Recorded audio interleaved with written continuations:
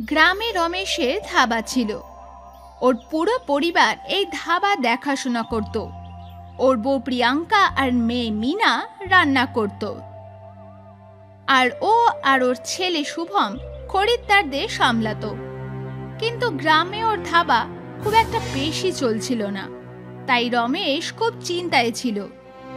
প্রিয়াঙ্কা, এইভাবে কিভাবে চলবে? আমাদের গ্রামের বেশিরভাগ লোক শহরে চলে গেছে। দিনের পর দিন আমাদের লাভের পরিমাণ কমে যাচ্ছে। এখন মিনার বিয়ের জন্য টাকা জমাতে হবে।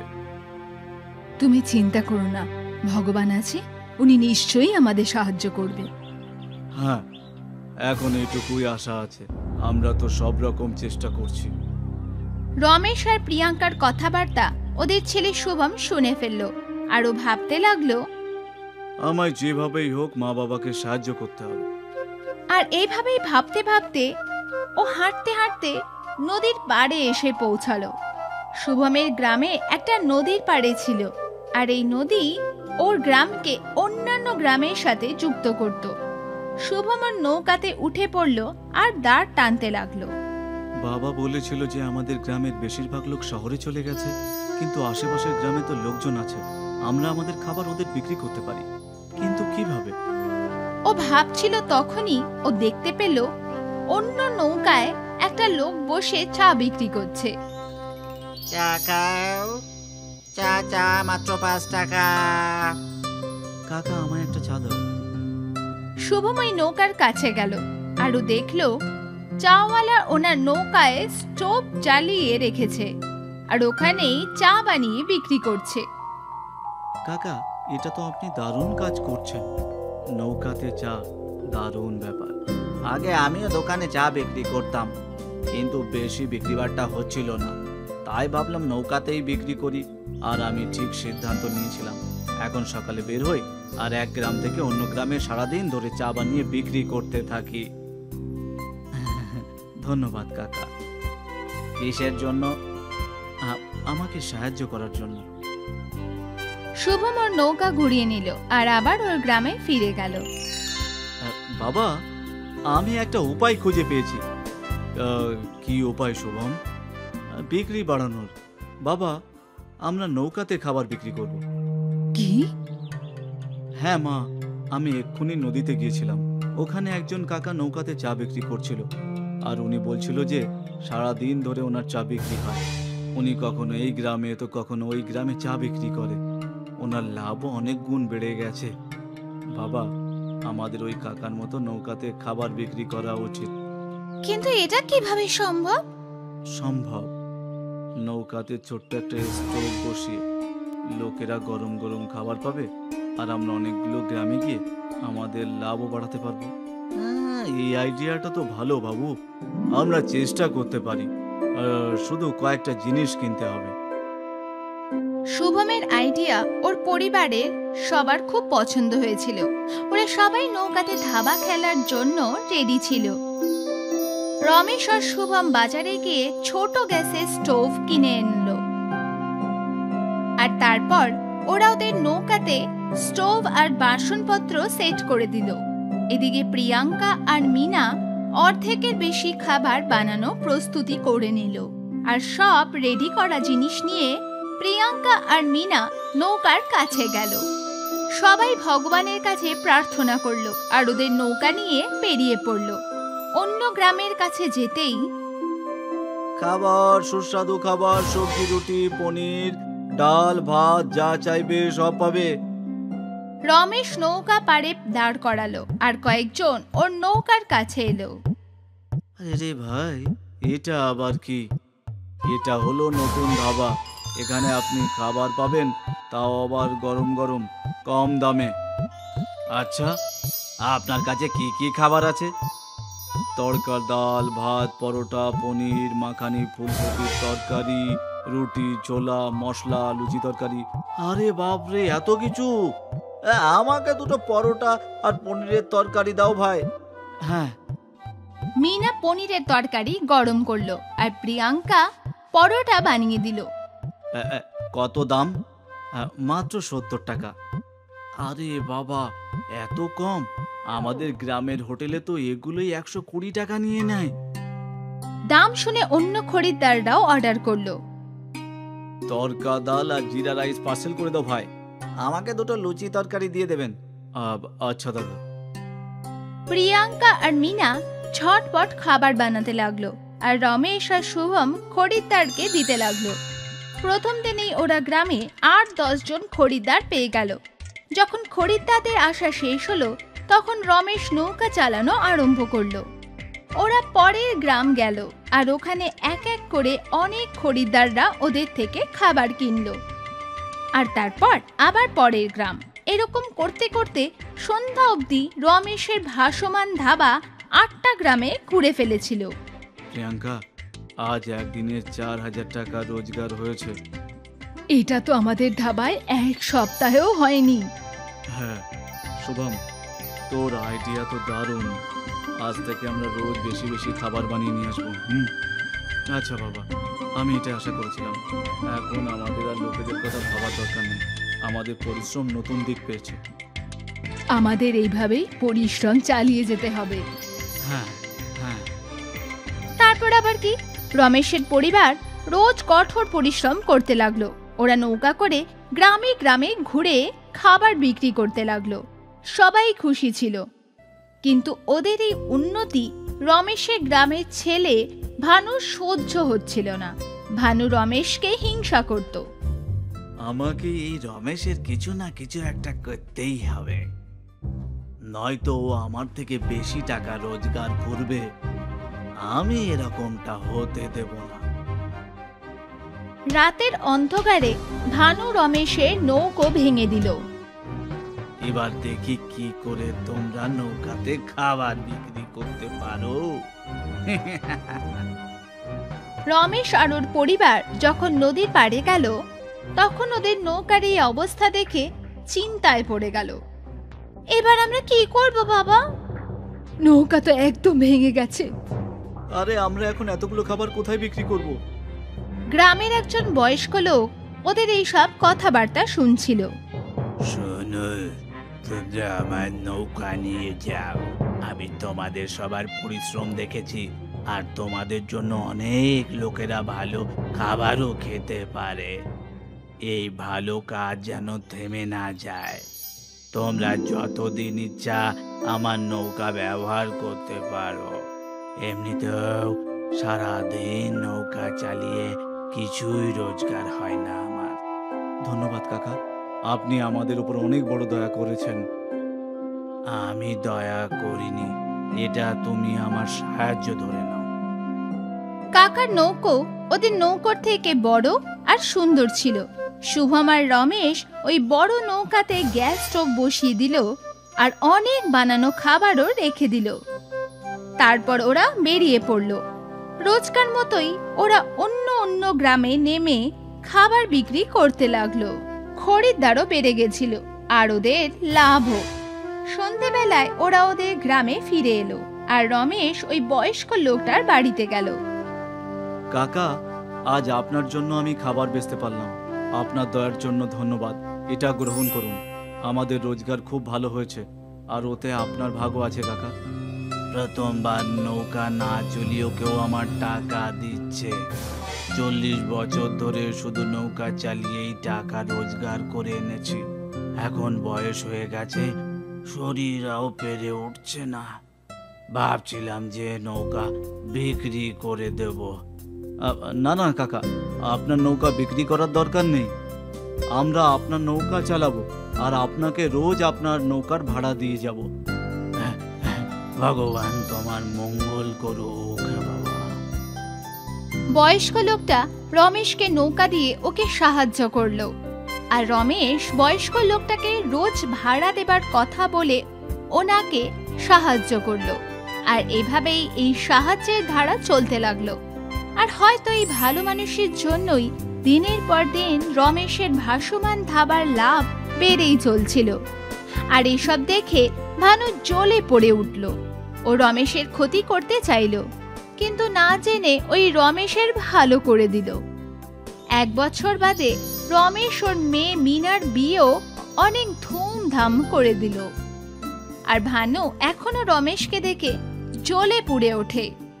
রমেশ আর ওর পরিবারের পরিশ্রম কাজে এলো। গোপাল আর জগন দুই ভাই ছিল। গ্রামে গোপালের একটা ছোট্ট ধাবা ছিল, আর জগন শহরে একটা ক্যান্টিন চালাতো। গোপালের ধাবা সব সময় খালি থাকতো, আর জগনের ক্যান্টিনে সব সময় গ্রাহকদের ভিড় লেগেই থাকতো। এই কারণে গোপালের রোজগার ছিল কম, আর জগনের অনেক বেশি। গোপালের নিজের মেয়েকে ইংলিশ মিডিয়ামে পড়ানোর খুব শখ ছিল। শোভা, এই মাসেও 10,000 টাকার রোজগার হয়েছে। এত কম টাকায় কি করে হবে সবকিছু? তুমি চিন্তা করো না, সব কিছু হয়ে যাবে। এই বছরে রাধাকে ইংলিশ মিডিয়াম স্কুলে ভর্তি করাতে চেয়েছিলাম। কোনো ব্যাপার নয়, এই বছরে না পারলে পরের বছরে করবে। এই বছর রাধা সরকারি স্কুলেই পড়বে। এই একই কথা তুমি গত বছরেও বলেছিলে। কি বাবা, আমি মেয়েকে স্কুলে ভর্তিও করাতে পারছি না। তুমি তো সব জেনে বুঝেই করেছো, তাই না? বাধ্য হয়েই করেছো। ভরসা রাখো, ধীরে ধীরে সব কিছু ঠিক হয়ে যাবে। ওই দিন গোপাল খুবই হতাশ ছিল। ও ভাই জগনকে ফোন করে, হ্যাঁ দাদা বলো, সব কেমন চলছে? সব ঠিক আছে। শোন না, আমার একটা সাহায্য দরকার। রাধার ভর্তির জন্য কিছু টাকার দরকার ছিল। তোর কাছে আর কি লুকানোর কি দাদা, আজকাল তো রোজপাতি হচ্ছে না। আমি তো কিভাবে এখানে দিন কাটাচ্ছি সেটা শুধু আমিই জানি। আমি যদি পারতাম তাহলে তোমাকে অবশ্যই সাহায্য করতাম। ঠিক আছে, কোনো ব্যাপার না, তুই নিজের খেয়াল রাখিস। হ্যাঁ দাদা। জগন নিজের দাদাকে মুখের ওপর মিথ্যে বলে দিল। জগনের রোজগার তো দিনে দ্বিগুণ রাতে 4 গুণ বেড়েই চলেছে, কিন্তু ও ছিল স্বার্থপর। দাদাকে তো মনে করে আমার কাছে টাকার কাছে আছে, যখন দরকার তখন ফোন করলাম, টাকা পৌঁছে গেল। ভালো হয়েছে আমি দাদাকে মিথ্যে বলে দিয়েছি, আর আমার কাছে টাকা চাইবে না। আর এদিকে গ্রামে গোপাল ভাবতে থাকে ও কি করবে। কিছু তো একটা করতে হবে যাতে অনেক বেশি গ্রাহক আসে, কিন্তু কি করব? ও যখন এসব ভাবছে ঠিক তখনই ওর ধাবার সামনে দুজন সাধু মহারাজ আসেন। এতক্ষণ ধরে হাঁটতে হাঁটতে খুব খিদে পেয়ে গেল, কিন্তু আমাদের কাছে তো কোনো পয়সাই নেই। আর এখানে এই গ্রামে তো কেউ আমাদের ভিক্ষাও দিল না। এখন আমরা কি করব? গোপাল খুব দয়ালু ছিল। ও ওই দুজন সাধু মহারাজকে নিজের ধাবায় ডেকে নিল। আসুন মহারাজ, ভেতরে আসুন। কিন্তু বাবা, আমাদের কাছে তোমাকে দেবার মতো পয়সা নেই। কোনো ব্যাপার না, আমাদের খিদে পেয়েছে আর আমার কাছে খাবার আছে। তুমি খুবই মহান বাবা। না মহারাজ, আমি খুবই গরিব মানুষ। এতটাই গরিব যে নিজের মেয়েকে স্কুলে ভর্তিও করতে পারছি না। মেয়ের ভর্তির জন্য সামর্থ্যর বাইরে। আমি আপনাদের এইটুকু তো খেতে দিতেই পারি। আপনারা বসুন, আমি খাবার নিয়ে আসছি। গোপাল ওই দুজন সাধু মহারাজের জন্য ডাল মাখানি আর রুটি নিয়ে আসে। ধন্যবাদ পুত্র। ক্ষুধার্ত সাধু মহারাজ খাবার খেতে শুরু করেন। যখন ওনাদের খাওয়া শেষ হয় তখন গোপাল ওখানে আসে। তুমি খুবই নিঃস্বার্থ একটা মানুষ। তোমার এই গুণ আমার খুব ভালো লেগেছে। আমি তোমাকে একটা কিছু দিতে চাই, এক জাদুর মন্ত্র। ওম অন্নপূর্ণায়ং নমঃ। এখন থেকে তুমি রোজ ডাল মাখানি বানানোর সময় এই মন্ত্র জপ করবে, আর প্রতিদিন কম করে 10 জন গরিব মানুষকে খেতে দেবে। ভগবান সর্বদা তোমার মঙ্গল করবে। আচ্ছা মহারাজ। গোপাল ওই দুজন সাধু মহারাজের আশীর্বাদ নেয় আর ওনারা সেখান থেকে চলে যান। পরের দিন সকালে গোপাল ওর ধাবা খোলে, পরিষ্কার করে খাবার বানাতে শুরু করে। ও ডাল বসায়। ওম অন্নপূর্ণায় নমঃ, ওম অন্নপূর্ণায় নমঃ, ওম অন্নপূর্ণায় নমঃ। গোপাল ডাল মাখানি বানাতে বানাতে ওই দেবী মন্ত্র জপ করে চলছিল। যখনই ওর ডাল মাখানি বানানো শেষ হয় তখনই ওর ধাবায় গ্রাহকের লাইন পড়ে যায়। আরে ভাই, ডাল মাখানি পাবো কি? হ্যাঁ হ্যাঁ, এক্ষুনি আনছি। আমারও একটা ডাল মাখানি লাগবে ভাই। আপনারা সবাই বসুন, আমি সবার জন্য ডাল মাখানি আনছি। যতবারই গোপাল ডাল মাখানি বানায় ততবারই গ্রাহকের লাইন পড়ে যায়। এরপর দুপুরে ও কিছু গরিব লোকেদের ডাল মাখানি খাওয়ায়। ভগবান তোমার সব সময় ভালো করুক। ধন্যবাদ দাদা। ওই দিন সকাল থেকে সন্ধে পর্যন্ত গোপাল ডাল মাখানি বানাতে থাকে আর গ্রাহক ডাল মাখানি খেতে লাগে। আজ সন্ধেবেলায় গোপাল যখন ধাবা বন্ধ করে তখন ও নিজের রোজগার দেখে অবাক হয়ে যায়। একদিনেই 10,000 টাকা, আরে বাপরে। ও খুশি হয়ে বাড়ি যায় আর শোভাকে সব কিছু খুলে বলে। ওই সাধু বাবারা তো আমাদের দুঃখই দূর করে দিল। যদি এইভাবে চলতে থাকে তাহলে ইংলিশ মিডিয়াম স্কুলে রাধার অ্যাডমিশন হয়ে যাবে তাড়াতাড়ি। হ্যাঁ অবশ্যই। পরের দিনও তাই হলো। গোপাল ডাল মাখানি বানানোর সময় মন্ত্র জপ করতে থাকে আর বানানোর পরই দোকানে গ্রাহকের ভিড় পড়ে যায়। ওই দিনও গোপাল কিছু গরিবদের খাওয়ায়। কিছুদিনের মধ্যেই গোপালের ছোট ধাবা একটা বড় রেস্টুরেন্টে পরিণত হয়। গোপালের মেয়ে রাধার ইংলিশ মিডিয়াম স্কুলে অ্যাডমিশন হয়ে যায় আর রোজ গোপাল নিজের গাড়িতে করে রাধাকে স্কুলে পৌঁছে দেয়। সব কিছু ভালোই চলছিল। কিছু মাস পর জগন গ্রামে আসে আর গোপালের বাড়ি দেখে অবাক হয়ে যায়। মনে হচ্ছে দাদা হীরের খনি পেয়ে গেছে মনে হচ্ছে। কিছুদিন আগে পর্যন্ত তো আমার কাছে টাকা চাইতো, রাজ এত বড় লোক। জগন গোপালের ঘরে গেল। আরে জগন, শোভা দেখো জগন এসেছে, ওর জন্য কিছু খাবার নিয়ে এসো। এক্ষুনি আসছি। শোভা চা খাবার নিয়ে আসে আর প্লেটে কাজু বাদাম দিয়েছিল। দাদা তুমি যদি কিছু না মনে করো একটা প্রশ্ন করব? আমি জানি তুই কি বলবি। এই তো এত টাকা আমার কাছে কি করে এলো? হ্যাঁ দাদা, আরে এটা তো ভালো কাজেরই ফল। একদিন আমার ধাবায় দুজন ক্ষুধার্ত সাধু আসেন। গোপাল জগনকে সব ঘটনাটা বলল। আজ যা কিছু হয়েছে তা ওই জাদুর মন্ত্রের জন্যই। দাদা তুই কি আমাকে মন্ত্রটা শেখাবি? হ্যাঁ অবশ্যই। আর তাছাড়া তুই আমার ভাই, আমি তোকে ডাল মাখানি শেখাবো আর মন্ত্রটাও শেখাবো। তাহলে আমি তোর মতো বড় লোক হয়ে যাব। কিন্তু মনে রাখিস, রোজ তোকে 10 জন গরিব মানুষকে ডাল মাখানি খাওয়াতে হবে। হ্যাঁ দাদা। গোপাল জগনকে রান্নাঘরে নিয়ে যায় আর ডাল মাখানি বানানো শেখায়। ওম অন্নপূর্ণায় নমঃ, ওম অন্নপূর্ণায় নমঃ, ওম অন্নপূর্ণায় নমঃ, ওম অন্নপূর্ণায় নমঃ। যখন ওই জাদু ডাল মাখানি বানানোর পুরো নিয়ম শিখিয়ে নিয়েছিল, ও দাদাকে ধন্যবাদ জানিয়ে শহরে ফিরে যায়। ওই দিন ও নিজের ক্যান্টিনে গিয়ে ডাল মাখানি বানাতে শুরু করে। ওম অন্নপূর্ণায় নমঃ, ওম অন্নপূর্ণায় নমঃ, ওম অন্নপূর্ণায় নমঃ। আর তার সাথে ও মন্ত্রটাও জপ করতে থাকে। আজ সবকিছু তাড়াতাড়ি বিক্রি হয়ে যাবে আর অনেক রোজগারও হবে। জগনের ডাল মাখানি তৈরি হবার পরই গ্রাহকেরা চলে আসে। আমাকে ডাল মাখানি দাও তো, আর আমাকেও। জগন খুব খুশি হয় যে ডাল মাখানি বানাতে না বানাতেই গ্রাহকেরা চলে আসে। এরপর ওর ক্যান্টিনে কিছু গরিব লোক আসে।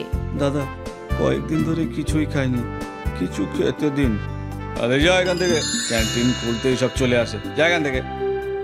যখন ওই গরিব বাচ্চাগুলোকে বকে ঝোঁকে তাড়িয়ে দেয় আর তার সাথে ওর সব গ্রাহকেরাও চলে যায়। এরপর ওর ক্যান্টিনে একজন গ্রাহকও আর আসে না। যখন বুঝতে পারে না যে এর পেছনে কি কারণ। দাদার ধাবাতে তো ভিড় লেগেই থাকে, কিন্তু আমার ক্যান্টিনে কেউ কেন নেই? আমি তো সবকিছু দাদুর কথা মতো করলাম।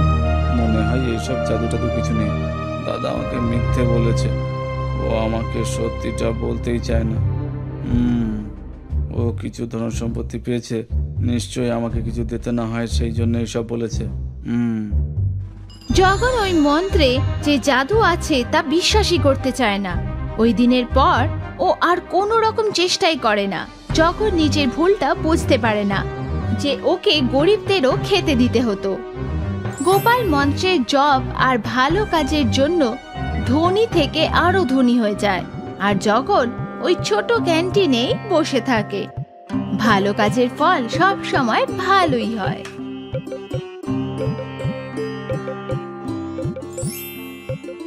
সুধামানির ছেলের মারা যাওয়ার পর ওনার বৌমা গায়ত্রী সংসারের সমস্ত দায়িত্ব সামলেছিল। গায়ত্রী লেখাপড়া জানতো না, কিন্তু পরিশ্রমী ছিল। গায়ত্রী নিজের চেষ্টা আর পরিশ্রম দিয়ে গ্রামে ছোট্ট ধাবা খুলেছিল। আরে মা, লাঞ্চ প্লেটটা একটু এনে দাও। এক্ষুনি আনছি কাকাবাবু। গায়ত্রী ওর খরিদ্দারদের ভগবানের রূপ বলে মানত, সেই কারণে ভালো ভালো খাবার বানানোর চেষ্টা করে যেত, আর ওর খরিদ্দারদের ওর খাবার খুব পছন্দ হতো। মা, তোমার হাতে তো জাদু আছে গো। তোমার হাতে শুকনো রুটি খুবই সুস্বাদু হয় গো, খুব সুস্বাদু।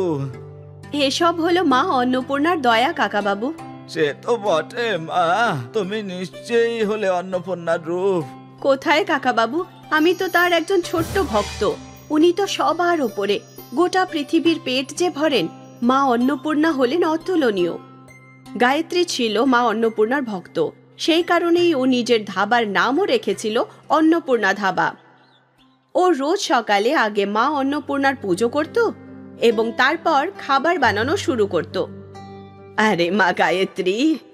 হ্যাঁ মা, আমাকে কিছু খেতে দাও না। আজ আমার কাছে টাকা পয়সা নেই, কাল আমার ছেলে শহর থেকে আসবে, তখন তোকে টাকা দিয়ে দেব। কোনো ব্যাপার না মা, তুমি যদি টাকা নাও দাও তাহলেও চলবে। গায়ত্রী সঙ্গে সঙ্গে ওই বয়স্ক মহিলাকে খাবার এনে দিল। ভগবান তোর মঙ্গল করুক। প্রায় দিনই গায়ত্রী কাউকে না কাউকে সাহায্য করত, নিজের লাভের কোনো চিন্তা না করে। কিন্তু সুধামণি হিসাব নিকাশে পোক্ত ছিলেন। আরে গায়ত্রী, এই মাসে ব্যবসা কম হয়েছে নাকি? না শাশুড়ি মা, কিন্তু এখানে হিসেব 1000 কম দেখাচ্ছে কেন? আরে হ্যাঁ, মনে পড়েছে, ওই যে কাকিমা, ওনার বাড়িতে কেউ ছিল না, তাই আমি ওনাকে ফ্রিতে খাবার খাইয়েছি। ওহ, আমার দেবী অন্নপূর্ণা, ওই কাকিমার ছেলে হলো শহরের বড় অফিসার। ওনার এখন কি প্রয়োজন পড়লো ফ্রিতে খাবার খাবার? শাশুড়ি মা, ওনার ছেলের সাথে ওনার ঝামেলা হয়েছে, সে ওনাকে টাকা পাঠাচ্ছে না। তাহলে কি উনি এই বয়সে না খেয়ে থাকবেন? এটা কি ভালো কথা? তাই আমি ওনাকে বলে দিয়েছি যে উনি রোজ আমার ধাবায় ফ্রিতে খাবার খেতে পারবেন। ঠিক আছে ঠিক আছে, কিন্তু আর কাউকে ফ্রিতে খাবার খাওয়াস না। আরও একটা কথা বলতে ভুলে গেছি, কখনো কখনো রামু কাকার বাড়িতে কেউ থাকে না, তখন উনিও চলে আসেন। ঠিক আছে, তুই খুব সরল। এই চালাক গ্রামবাসীরা তোকে লুটে নিচ্ছে, আর তুই বুঝতেই পারছিস না। দেবী অন্নপূর্ণার ইচ্ছের জন্যই সবাই খাবার খেতে পাচ্ছে। তুই আর তোর দেবী অন্নপূর্ণা, এখন উনিই হয়তো আমাদের তরি পার করতে পারবেন। সুধামণির মনে হতো যে ওনার বৌমা গায়ত্রীকে গ্রামবাসীরা বোকা বানাচ্ছে, কিন্তু গায়ত্রী জানতো যে ও যাই কিছু করছে সেটা দেবী মায়ের ইচ্ছেতেই হচ্ছে। মেঘের ওপর দেবী মা নিজের ভক্তকে দেখে মুচকি মুচকি হাসছিলেন। তখনই নারদ মুনি সেখানে এলেন। নারায়ণ নারায়ণ। আসুন নারদ মুনি। আপনি আপনার ভক্তকে দেখে মুচকি হাসছেন? গায়ত্রী হলো আপনার সৎ ভক্ত দেবী। ও সারাদিন সবাইকে খুশি হয়ে খাবার খাওয়ায়। সেটা আমি জানি নারদ মুনি। তাহলে আপনি আপনার সৎ ভক্তকে ওর ভক্তির ফল দিচ্ছেন না কেন মা? দেব, অবশ্যই দেব, কিন্তু তার আগে আমি আমার ভক্তের পরীক্ষা নেব। নারায়ণ নারায়ণ। অন্নপূর্ণা দেবী জোরে ঝড়ো হাওয়ায় গায়ত্রীর ধাবাটা ভেঙে দিল। এ কি মা, এখন আপনার ভক্ত লোকেদের সেবা করবে কি করে? দেখতে থাকো নারদ মুনি। সকাল হলো, গায়ত্রী নিজের ধাবার অবস্থাটা দেখলো। আরে কি, আশেপাশের সমস্ত দোকান ঠিক আছে, তাহলে শুধু তোর ধাবাতেই এই ঝড় কি করে এলো? জানি না শাশুড়ি মা। হে মা অন্নপূর্ণা, আমার সাহায্য করো। অন্নপূর্ণা দেবী একজন বয়স্ক মহিলার রূপ ধারণ করলো, আর উনি নিজে গায়ত্রীর ধাবার বাইরে চলে এলেন। আরে মা, অনেক দিন কিছু খাইনি, তোমার কাছে কিছু থাকলে সেটা আমাকে খেতে দাও। গায়ত্রী নিজের চোখ থেকে পড়তে থাকা জল মুছল। মা, আমার উনুনটা পর্যন্ত ভেঙে গেছে, যদি আমি তোমাকে সাহায্য করতে পারতাম তাহলে নিশ্চয়ই করতাম। গায়ত্রী সবে বলছিল আর ওর পেছনের উনুনটা নিজে নিজেই ঠিক হয়ে গেল। তুমি কি ওই উনুনটার কথাই বলছো মা?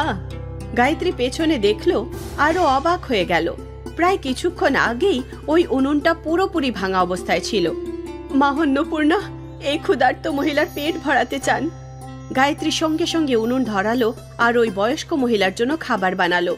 সুধাও অবাক হয়ে গেল যে সবকিছু ভেঙে গেছিল, তাহলে হঠাৎ উনুনটা ঠিক কি করে হলো? গায়ত্রী কয়েকটা রুটি বানালো আর একটা তরকারি বানালো আর ওই বয়স্ক মহিলাকে দিল। বয়স্ক মহিলা ওই পুরো খাবারটা খেলো। মা, আরো দেব? না না মা, আমার পেট ভরে গেছে। খুব ভালো কথা, আপনার আবার যদি খিদে পায় তাহলে এখানেই এসো। ওই বয়স্ক মহিলা হেসে ফেললো আর নিজের আসল রূপে ফিরে এলো।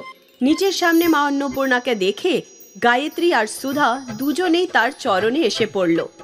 মা, আমার জীবন ধন্য হয়ে গেল মা। আর তোমার মতো ভক্ত পেয়ে আমিও ধন্য হয়ে গেছি গায়ত্রী। তুই হলো আমার সৎ ভক্ত। তুই সবসময় লোকেদের পেট ভরেছিস, এই জন্যে আমি তোর প্রতি খুবই খুশি। গায়ত্রী, আমি বরদান দিচ্ছি যে আজকের পর থেকে তোর এই ধাবাটা কখনো ফাঁকা থাকবে না, আর এই উনুনটাও কখনো নিভবে না, আর কখনো কোনো দিন তোর টাকার চিন্তা করার দরকার পড়বে না। তুই সবসময় মানুষের পেট ভরবি। আপনার যেমন ইচ্ছা মা। গায়ত্রী মা অন্নপূর্ণার আশীর্বাদ নিল আর গায়ত্রীকে বরদান দিয়ে ওখান থেকে চলে গেলেন। ক্ষণিকের মধ্যে গায়ত্রীর ধাবা আগের থেকেও ভালো হয়ে গেল। পুরো ধাবাটা চকচক করছিল। জয় মা অন্নপূর্ণা, জয় মা অন্নপূর্ণা। ধাবা ঠিক হয়ে যেতেই খরিদ্দারদের ভিড় জমা হতে লাগলো। গায়ত্রী আর সুধা দুজনে মিলে খাবার বানাতে লাগলো আর খরিদ্দাররা খেতে লাগলো। সেই দিন মা অন্নপূর্ণার কৃপায় গায়ত্রী অনেক গুণ টাকা রোজগার করেছিল আর ও প্রতিদিন অনেক গরিবকে খাবার খাওয়াতে শুরু করলো। শাশুড়ি মা, আজ তুমি আমাকে বাধা দেবে না ফ্রিতে খাবার খাওয়ানোর জন্য? একদম না। মা অন্নপূর্ণা যখন ওদের খিদে মেটাতে চান, তখন আমি কে যে এই কাজে বাধা হয়ে দাঁড়াবো? জয় মা অন্নপূর্ণা। দেবী মার কৃপাতে গায়ত্রীর উনুন সব সময় জ্বলতে থাকতো আর খরিদ্দারদের পেট ভরতে লাগলো। গ্যাস ছাড়া আর কাঠ ছাড়া ওই উনুন সব সময় জ্বলতে লাগলো। দূর দূরান্ত থেকে লোকজন নিজে নিজে জ্বলতে থাকা উনুনকে দেখতে আসতো আর প্রতিটা মানুষ মা অন্নপূর্ণার এই মহিমায় মুগ্ধ হয়ে গেল।